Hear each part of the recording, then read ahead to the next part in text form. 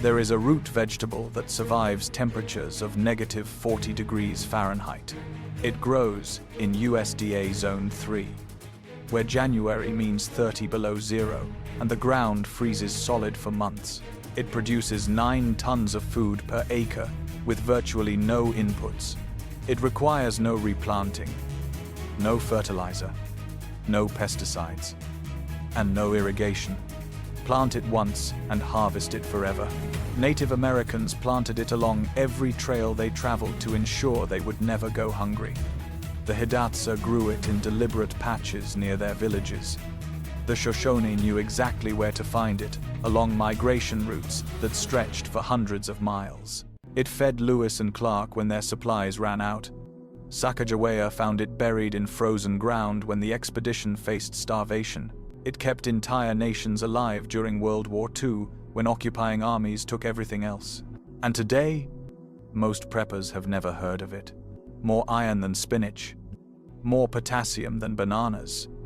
A prebiotic fiber so powerful, it feeds the beneficial bacteria that protect your gut from disease, regulate your blood sugar, and strengthen your immune system, all from a plant that grows back every single year without you lifting a finger. Not per acre, per plant. 75 to 200 tubers from a single root system. Each plant multiplies underground, spreading through the soil, creating its own food forest beneath the surface. For 12,000 years, this was survival food. The insurance policy buried in frozen ground, the crop that never failed because it could not be destroyed. Then industrial agriculture erased it from memory. They call it the sunchoke, the Jerusalem artichoke, the sunroot, the earth apple, the Canadian truffle. The archive opens in 1605. Samuel de Champlain rounds the headlands of Cape Cod. He expects wilderness. He expects struggle. He expects starvation. What he finds instead stops him in his tracks. The Nauset people have cultivated gardens stretching along the shoreline. Corn stands 5 feet tall. Squash covers the ground. And between the rows, a sunflower he has never seen before produces knobby tubers that taste like artichokes. Champlain writes in his Journal of Roots that have the flavor of artichokes, cultivated by the Indians, abundant and delicious. This was not wild foraging. This was agriculture, sophisticated, intentional, and thousands of years old. The Hidatsa of the northern plains grew them in deliberate patches. The Shoshone knew exactly where to find them along migration routes. When Sacagawea joined Lewis and Clark in 1805, she immediately began searching for wild artichokes, penetrating the earth with a sharp stick near driftwood where mice had cached them underground. She knew the mice knew. The mice always found the best roots. Lewis wrote that she gathered a good quantity of these roots for their dinner. The expedition survived because a teenage Shoshone woman understood what the American wilderness had been providing her people for millennia. Champlain sent tubers back to France. By 1620, they grew across Europe. The Italians called them girasole, sunflower. English speakers corrupted this to Jerusalem. The name stuck even though the plant had never seen the Holy Land. But this was no exotic curiosity. This was staple food, hardy, productive, impossible to kill. So what did they know? Let me tell you what is actually inside. Sunchokes contain 4 milligrams of iron per 100 grams. That is 42% of your daily requirement in a single serving. Spinach, the vegetable we are told to eat for iron, contains 7 milligrams. The sunchoke quietly outperforms it. Potassium tells the same story. Sunchokes deliver 429 milligrams per 100 grams, nearly 25% of daily needs. Your heart depends on potassium. Your muscles depend on potassium. This root delivers it without the sugar load of bananas. But here is what nobody tells you. The primary carbohydrate in sunchokes is not starch, It is inulin. Between 50 and 60% of the tuber consists of this prebiotic fiber that your body cannot digest but your gut bacteria desperately need. Inulin feeds bifidobacteria and lactobacilli, the beneficial organisms that protect your intestinal lining, regulate blood sugar, and strengthen your immune system. Modern science discovered this in laboratories. Indigenous peoples knew it through 12,000 years of observation. Japanese researchers fed rats diets high in fructose to induce diabetes. Those also given sunchokes showed dramatically reduced symptoms. The scientists concluded that at least 10% of a diabetic diet should include this tuber. The glycemic index of sunchokes is 32. Potatoes average 78. White bread hits 75. This root provides energy without spiking your blood sugar. The Hidatsa did not have a word for diabetes. They did not need one. So here is the question nobody wants to answer. How does a crop this productive, this nutritious, this easy to grow, disappear from an entire civilization's memory? Follow the money. You cannot patent a perennial that spreads itself. Every tuber left in the ground produces a new plant the following spring. No seed company profits from that. You cannot monopolize a crop that regenerates from the smallest fragment. Miss one knobby piece with your shovel and next year you have a dozen new plants. Try selling annual seeds to compete with that. You cannot charge for fertilizer when a plant thrives in any soil type without inputs. Sunchokes grow in clay. They grow in sand. They grow in the depleted margins where nothing else survives. You cannot sell pesticides to a crop that pests and diseases largely ignore. While potato farmers spray and pray, sunchokes simply grow. You cannot create dependency when the food source is permanent. Industrial agriculture requires annual purchases. Perennial crops break the business model. You cannot profit from a plant that stores itself in frozen ground all winter, waiting to be harvested whenever you need it. No refrigeration, no processing, no supply chain. The suppression was not conspiracy, it was economics. When World War II began, German forces occupying France seized the potato harvest to feed their army. The French were left with what the conquerors did not want: root vegetables like rutabaga and the knobby tubers called topinambour for 9 years. The French survived on Jerusalem artichokes. They ate them boiled. They ate them mashed. They ate them until the taste became synonymous with deprivation and defeat. When rationing ended in 1949, the French collectively decided never to look at a topinambour again. The crop that saved them became the reminder of everything they wanted to forget. Grandparents told grandchildren that these were poverty foods, animal feed, beneath human dignity. For 60 years, Jerusalem artichokes vanished from French tables.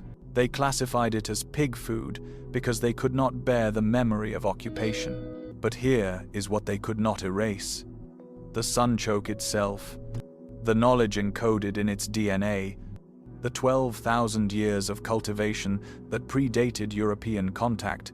Knowledge does not die. It survives in the hands of those who refuse to forget. In Piedmont, Italy, sunchokes never lost their status. They remain essential to bagna cauda, the hot anchovy and garlic dip that has defined the region's cuisine since the 16th century. Served in traditional clay pots called fujot, with fresh topinambour sliced for dipping alongside cardoons and peppers. The dish represents celebration rather than survival. Winter feasts, family gatherings, not famine food. Premium cuisine that commands respect. In Japan, they call it kikuimo and prize it for diabetes management and gut health. Research institutions study its remarkable inulin content. Home cooks slice it raw into salads dressed with sesame oil and soy sauce, appreciating the crisp texture that tastes like water chestnuts. Japanese food scientists discovered that feeding sunchokes to laboratory animals dramatically reduced diabetic symptoms. They made chips from it before the West knew what a healthy snack could be. In Korea, sunchokes become jangaji, pickled in spicy gochugaru paste alongside traditional vegetables. The heat and the crunch, the probiotic power of fermentation meeting the prebiotic fiber of inulin. Korean grandmothers understood synergy that Western nutritionists would later validate with clinical studies. In Germany, the Baden-Württemberg region still distills Jerusalem artichokes into a spirit called Topinambur, Topi, or Rossler. Over 90% of the regional harvest goes into brandy production. When other Europeans forgot, the Germans found a way to preserve and celebrate what others discarded. And across America, indigenous communities never stopped growing what their ancestors had cultivated for millennia. The knowledge passed from grandmother to granddaughter. The tubers shared between families. The tradition continuing despite everything that tried to erase it, but it was incomplete. Half the world never forgot. The other half was taught to worship the potato and forget everything that came before. That moment is now. So here is what you do. Find sunchokes at farmers' markets in autumn and winter when the harvest comes in. Look for firm tubers without soft spots or excessive wrinkling. The skin should be taut, not papery. Specialty grocers carry them seasonally, usually from October through early spring. Asian markets sometimes stock them under their Korean or Japanese names. Health food stores increasingly recognize their value. If you cannot find them to buy, find them growing wild. They are native to 45 American states, from Maine to Florida, from the Dakotas to Texas. The tall yellow flowers bloom in late summer and early fall, standing 6 to 10 feet high on sturdy stalks.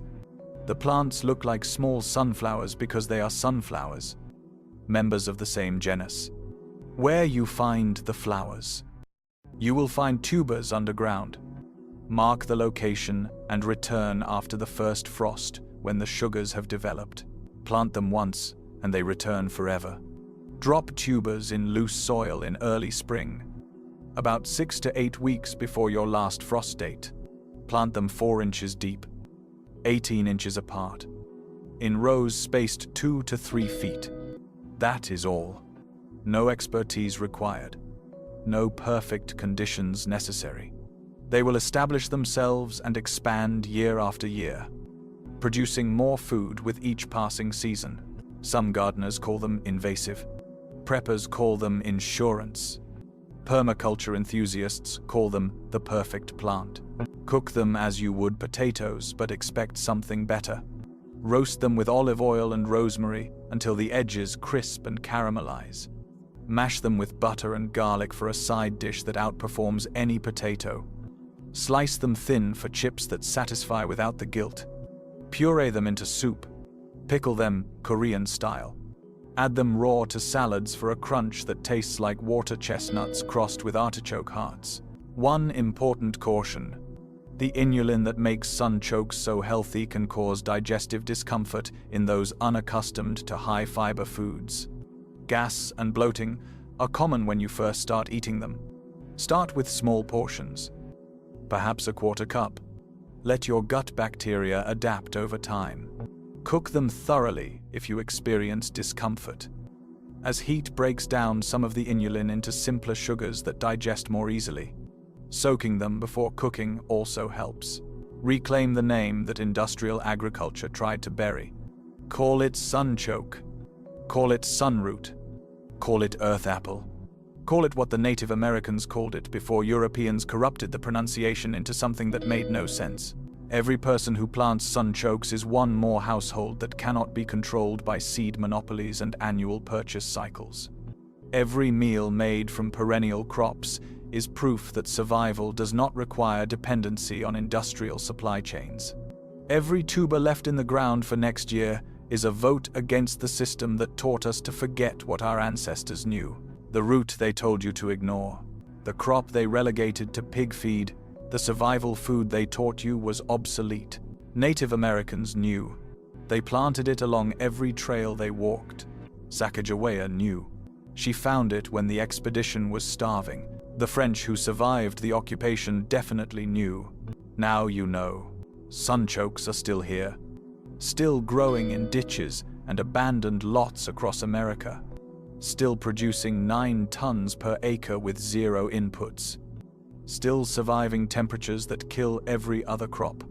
Still waiting for anyone willing to remember. 12,000 years of knowledge encoded in knobby tubers buried in frozen ground. The perfect prepper plant that spreads itself, feeds itself, and stores itself underground until you need it. They survived the Ice Age. They survived colonization. They survived industrial agriculture's attempt to erase them from memory. They can feed you. If this opened something for you, subscribe. Every share helps preserve knowledge they spent 5 centuries trying to replace. The next vault opens soon.